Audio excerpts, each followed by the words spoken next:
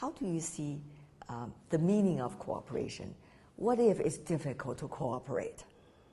I think ambitions of different countries, kind of a struggle for so-called leadership, either in the region or in the world, and miscalculation of the potential, its own potential, and underestimation of your vis-à-vis, or your opponents.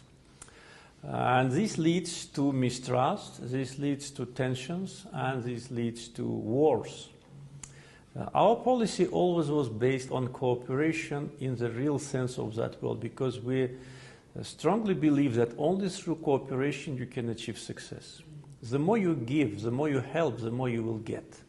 It's that's how to say how the world works. It's like a life, in a way. It's like life, exactly. Politics and life, it's very, very similar, because politics is being done by people. And one of the examples which I can also bring to your attention, answering this question, is our efforts as a chairman of non-aligned movement. Non-aligned movement is chaired by Azerbaijan for already 4th year.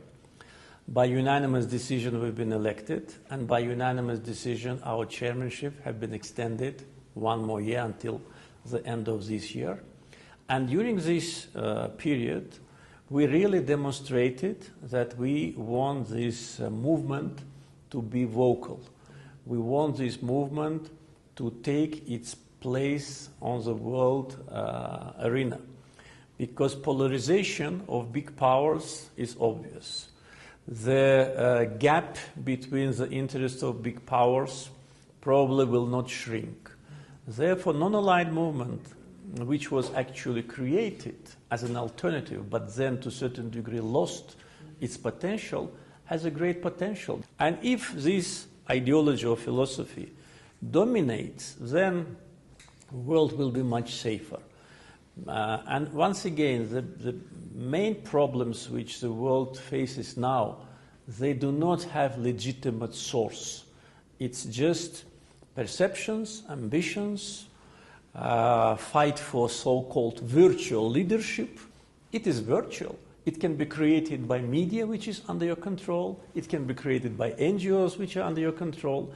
But you cannot prove it in a so-called competition. Therefore, let those who do it put down these weapons. Let them concentrate on the needs of the mankind, on poverty, on malnutrition, on many countries having no access to drinking water.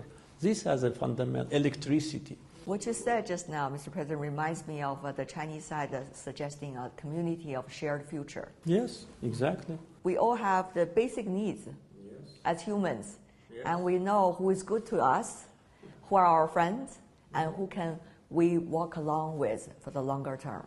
Exactly, and I can tell you sincerely that what China does on a global arena with respect to support cooperation must be highly valued by the international community.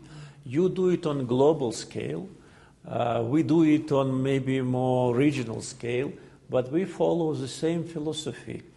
And it works, because look, China is one of the most successful countries in the world, the leading economy of the world, and this you achieved with your own efforts and your wisdom of your people, leadership, and commitment to the result.